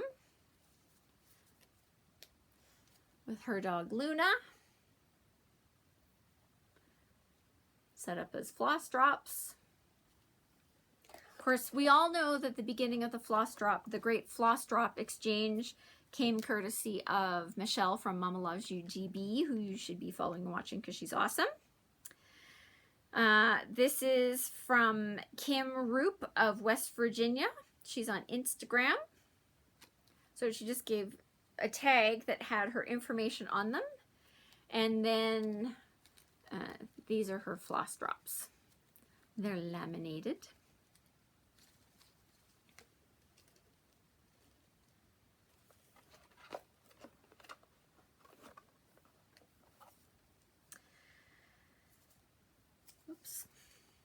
This is from Dyson Needle, Natasha from Indiana. I think this is their logo, or part of their logo, yes.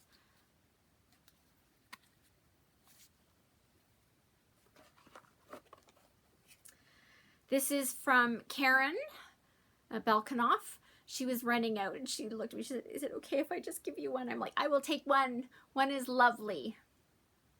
Again, set up as floss drops. And again, I was happy with one. She got 5 in exchange and that was totally fine too. All I cared is I got one. Screen Door Needleworks.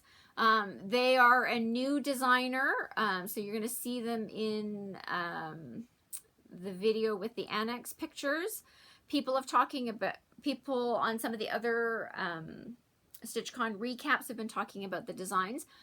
I didn't pick anything up from Screen Door Needleworks as yet. I like some of their designs, but their the ones that they had that they've started off with are American themed, which they're Americans. Makes sense. Like the one that she's got of the state of Texas is really lovely, but it is the state of Texas, and it's unlikely that I'm going to feel the need to stitch the state of Texas. But it's lovely. You know, they've got 4th of July stuff, which they're lovely, but they're American themed, which is not really me because I'm a Canadian. So anyway, so Screen Door Needleworks. Yes, they're on Instagram. Looks like they've got a Facebook group.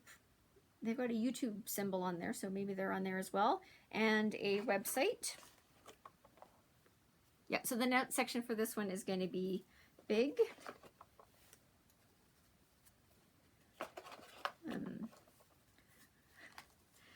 I did rescue the cards from when I was putting my stuff on the brag table.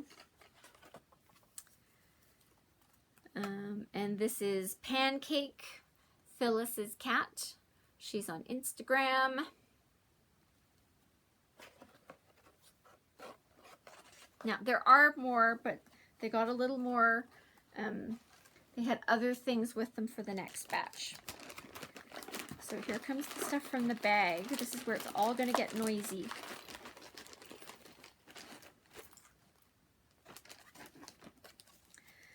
So this is from Vicki Fenny from College Station, Texas. I kept them in the bag because it had her information on there. She's on Instagram. This is from Carlene Jewett. And so they have her Instagram on there, and it says StitchCon 2022, which is lovely. And again, great picture. And she packaged them up in these bags with these wire ring to attach them on.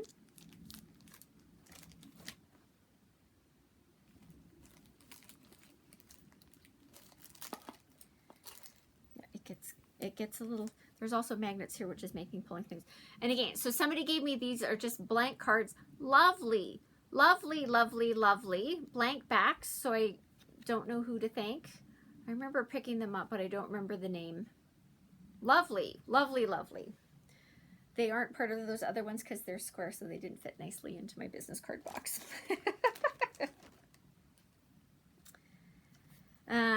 This is, again, no name on them, but these are lovely. So stitching is my therapy with a heart cut out on a ring that also had a 2022 charm on them. And a little charm that says made with love. Right? Lovely. Lovely, lovely.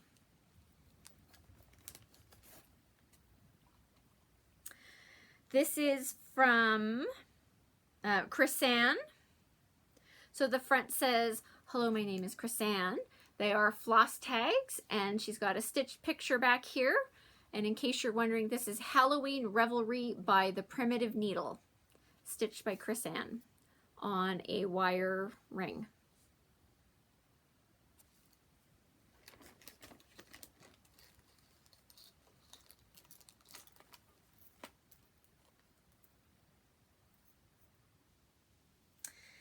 This is from the Crisscross Stitcher, Chris, clearly. So, business card, and again, just cardstock. Awesome. And again, part of my thing is you can use them as floss tags, you could use them as project tags, you could use them as fabric tags, on a ring, complete with some ring bling. Lovely, lovely, lovely. Lovely, lovely, lovely. I'm gonna separate these now because I want to use them on different things. Again, can't separate them until I did the video.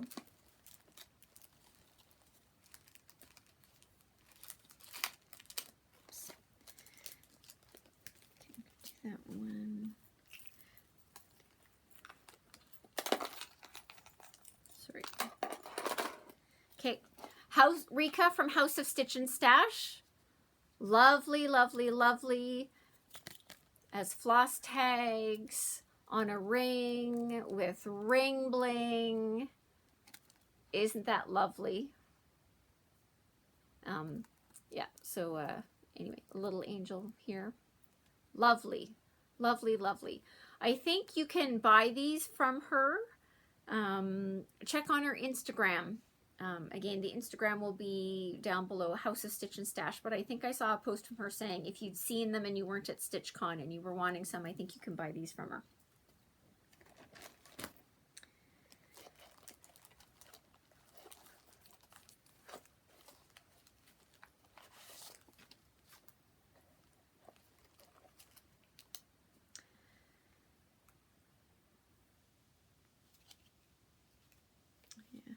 This is from Sheila.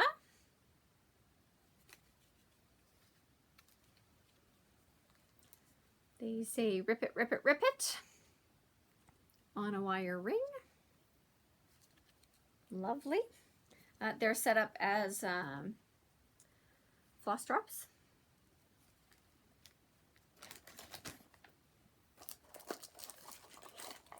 Yes, I'm having a problem. Magnets.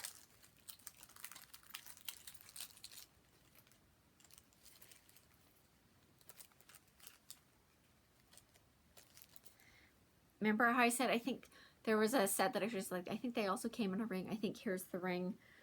I did separate these out because I was just trying to go. I was carrying an awful lot of metal and magnets back through with me.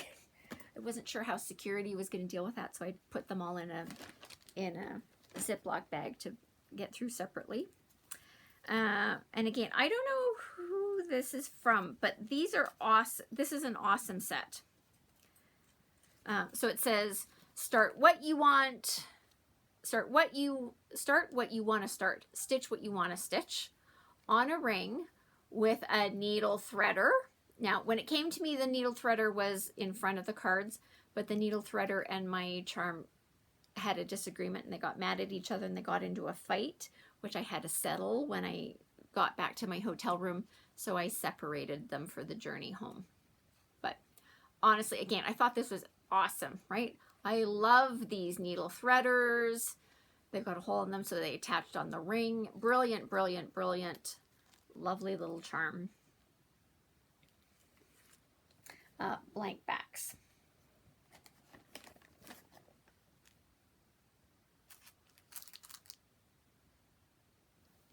Okay. These aren't cards. So one of the tables, it was like, you know, they had some stickers because lots of people are doing some stickering these days. So I picked up some stickers. So, you know, these ones say stitch every day and stitchy rotation. Haven't quite decided how I'm going to use them yet, but I got some stickers. So Carolyn Zook from C Zook Stitches, she was giving out project cards. So they're in these plastic cases with these fancy safety pins so that you can attach them to your project. They're in the plastic case. This is her new logo that she had Athena, the Stitching Goddess, design for her. And so it's a project card. So you fill in all your details. This is awesome. So I picked one up early. I got one early from her while I was at the table with her and Jan Hicks. I think Candy, the 614 Stitcher, was at that table as well. But as many people did, including me, sort of as StitchCon was winding down, you're like, there's no way I'm taking these home.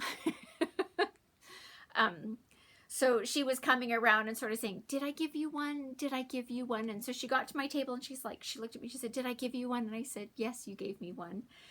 And, you know, so she, I don't think the other ladies at my table got them. So they got their card and she looked at me, she said, well, because you were so honest, I'm going to give you another one. So I came home with 2 Carolyn Zook cards. So thank you, Carolyn. Love those. Okay. So the ladies at my table, should have pulled it over. So they also had a lovely little gift bag for us. So they made this bag.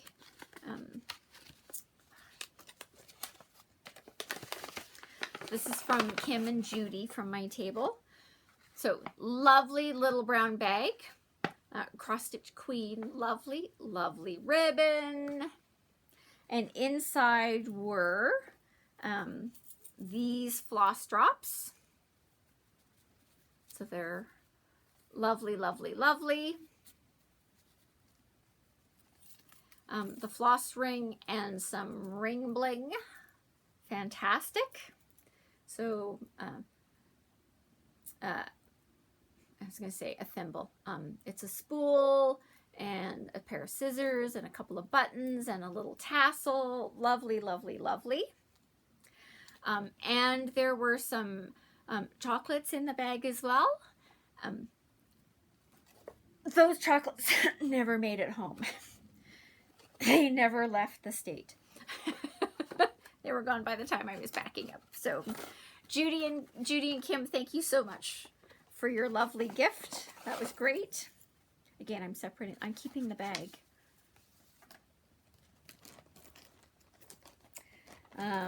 Okay, and then from Trixie Tricycle, it's just because I'm storing other things. So she gave these little felt pockets with a little charm. It's got a little clip so you can clip it onto a project bag, and her cards.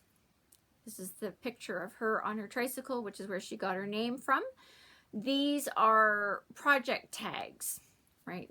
So put them on your project bag, designer, chart, name, fabric, and floss. 3 of them. Lovely, lovely. Her real name, I think, is Jody. Although in my head, I always call her Trixie Tricycle.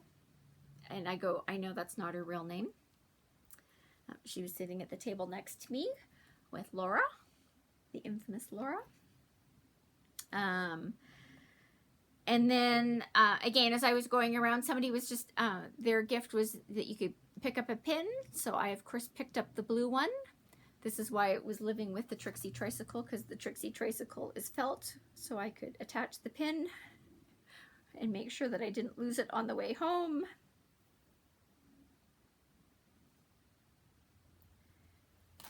And someone was handing out a needle threader. I don't know how to... Again, great idea.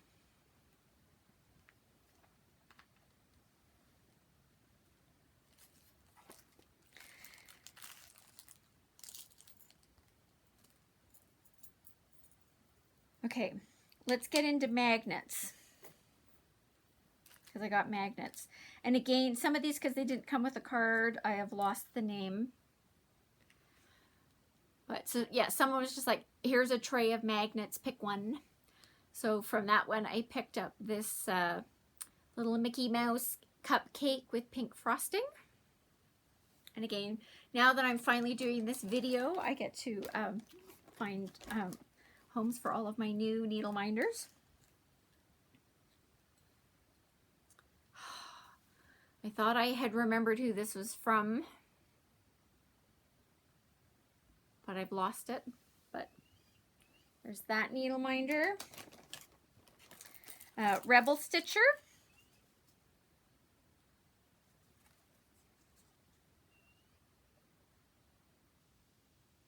And she had more needle minders for sale. She has some charts, so she's done some charting. Those were for sale. So she had a trunk show in the annex as well. So when I finally get my bonus video up, you'll be able to see that.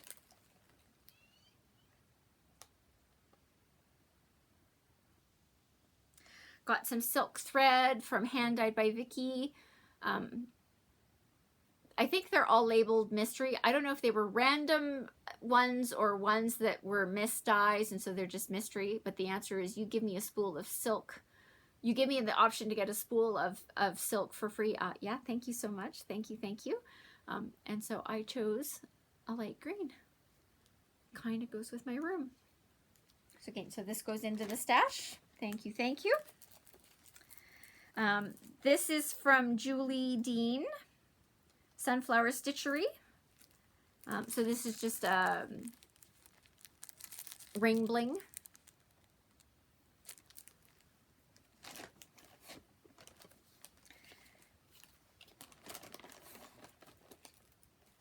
Sorry. This is from another Julie. That's Julie Dean. This is Julie Dixon. She's on Instagram at CJS Stitching Corner. Lovely. This is from Lynn X Stitches. A little Snoopy one. Happy stitching.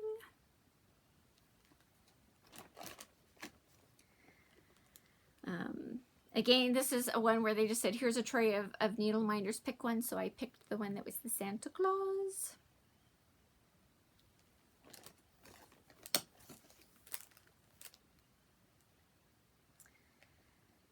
Tea time is the best time.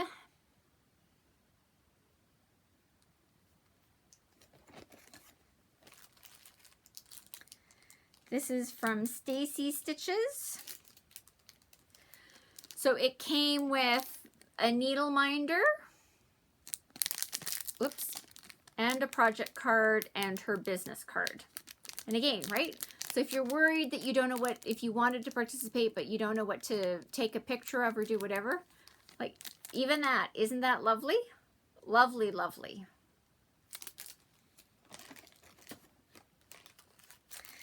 This is from Debbie and Kefren, Snug Harbor Crafts, on some anchor themed cardstock with a punched out anchor and a wooden needle minder with an anchor on it.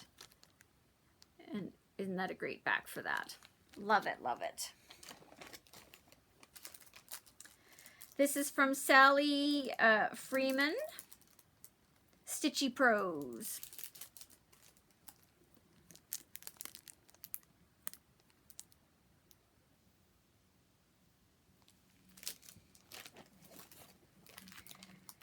And this is from Strange Stitches. Isn't that great? It's a little YouTube thing. It's awesome. I love this one. I can't wait to put that on a project. All right, the Black Needle Society was there, and they had these boxes for everybody. Everybody got a box. So there, yeah, like I say, oh, I just talked about them. I showed their cards. I can picture them. There's the little blonde one and the dark Sarah and something. I watched their Black Needle Society unboxings. So they put these themed boxes together. So Gilmore Girls or Mermaids and Unicorns or space or whatever, and they are you know, like those lifestyle type boxes. So what you get in the boxes, you get some stitching related items. You also get non-stitching related items. It could be a mug, it could be tea, it could be coffee, it could be a candle or chocolates or a candy or a treat or a headband or a blanket or 27 other things. If you want to know more about them, just search on YouTube for Black Needle Society unboxing. You'll sort of see what's there. Some of the leftovers go into the vault for people who don't get the boxes, like me. So my Autumn and Stars Hollow chart, which I love, love, love, love, love. That's from Black Needle Society. Summer came out. I'm still trying to find a really good picture of the chart. And at some point, winter is going to come out and spring. So I already got autumn because I love, even as a standalone, autumn is awesome. I'm not going to start it until I see the other three so I can decide whether I really want to try to get all of them or what I'm going to do. Anyway, so everybody got a box, which is great. I'm keeping the box. And inside the box, you got a ruler on a ring. That's great.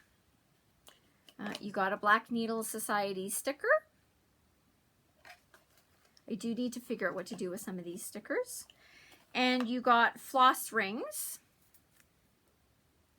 Not floss rings.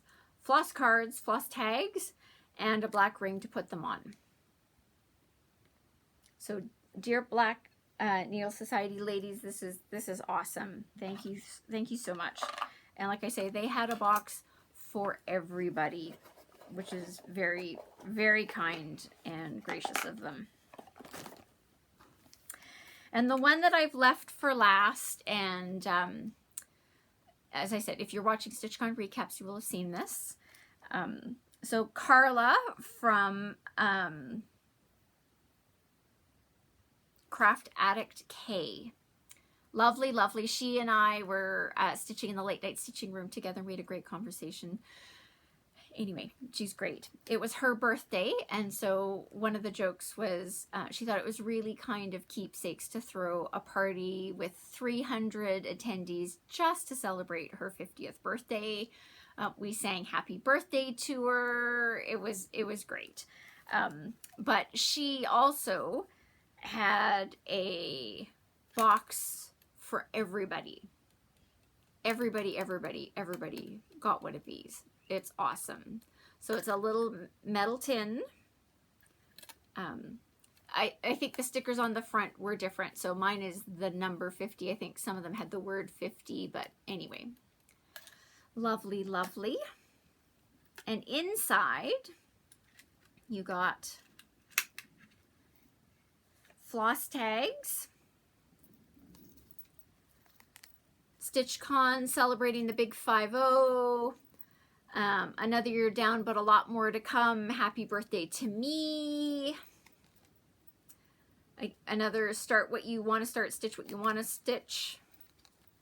And there's her details. Again, I will put these in the notes section below.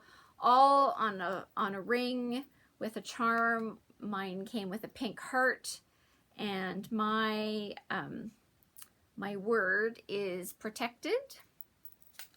Lovely, lovely. Everybody got a skein of DMC 310.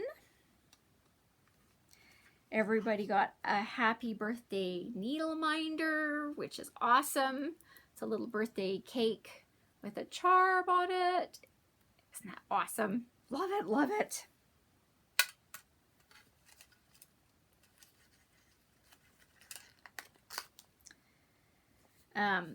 And this inside of here is a John James Petite size 26 needle. And if I'd been paying attention and I had opened this envelope while I was there, that's the needle I would have used while I was stitching there, but I didn't open it till I got home and went, oh my goodness, there's my John James Petite. And so she gave one, so there's one needle in there, and apparently because the John James Petite size 26 are her favorite needles. So thank you. Again, if I had been paying attention, I absolutely would have broken into the envelope and started using it at StitchCon.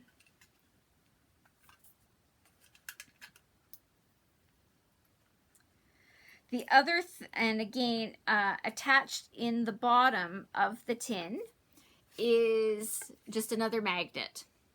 So that, you know, when you put your needle in, it sticks in there.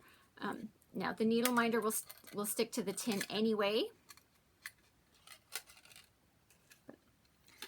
Anyway, this was awesome. Carla, thank you so much. This is a very generous gift.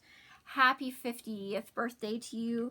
I'm so glad that I came to StitchCon so that I could celebrate your 50th birthday, and I had an awesome time stitching with you in the late night stitching room and had a great conversation with you. So thank you. That was part A. Part B is project cards, complete with a ring. So there's enough on here so you could have, I think there's two, I thought there were two. I think there's 3 cards, 3 project cards in here. So you could have up to 20, that's not true, I can't do math. 42 thread colors for projects and put them together. So thank you, Carla. These were amazing. Thank you so much. Very, very kind and generous of you to do that for everybody that was there. I appreciate it all. And then the last little bit, people have been talking that sort of as you were leaving, you got a little thing from Keepsakes that didn't come as part of your original bag, and it was for you to put together. So again, I'm calling this Ring Bling. Just to attach, scissors, 2022, and my word is fearless. Now, I think what they're intending on doing is this is kind of like the concept of Pandora charm bracelets.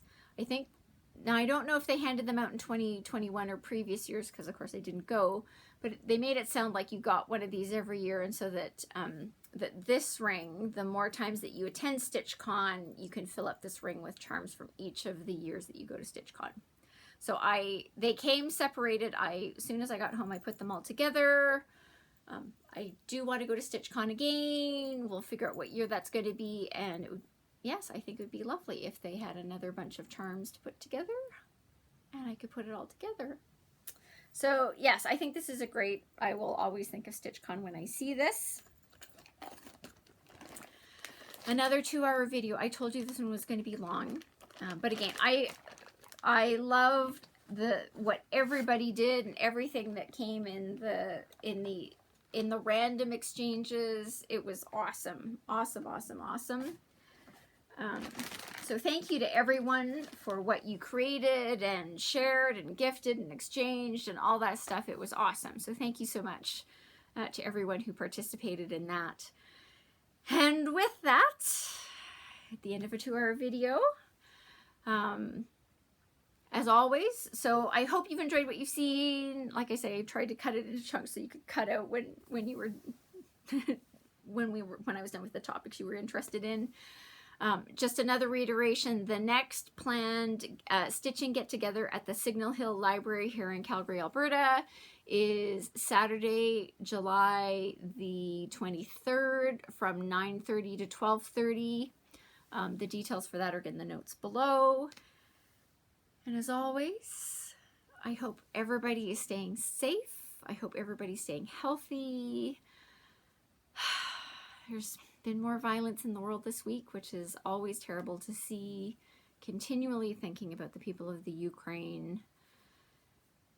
It was interesting watching sort of Prince Charles and Camilla, the Duchess of Cornwall, were on a trip to Rwanda for the Commonwealth gathering this year. And, you know, watching the news coverage of that and remembering back to the horrible genocide back in the 90s in Rwanda, you know, and I just had that moment. It said, like, we're still, like, I guess the concept, it's just foreign to me. It's like, I'm still struggling with the fact that, that there are people where the way that they're choosing to try to resolve a problem or deal with, you know, their anger or frustration or whatever is violence. Anyway, so as always, thinking of the people of the Ukraine, thinking again of the situations where violence has occurred this week, and it's always tragic. It's always tragic. Anyway, I don't want to end on a down note. So again, thank you to everyone who exchanged things at StitchCon. Looking forward to seeing some of you in July at our next get-together, Saturday, July the 23rd. Final words, stay safe, stay healthy, and I hope that you're finding some time to do some stitching, and I hope that your stitching is bringing you joy and contentment and a mental break from whatever. Yeah, just find some time to do some stitching. I think you'll feel better. And with that, I look forward to seeing you next week. It's a good topic next week. So I look forward to seeing you next week. I don't know that it's going to be 2 hours. I'm hoping not 2 hours, and I'm hoping to get the bonus video up shortly. So with that, take care, and I'll see you guys next week.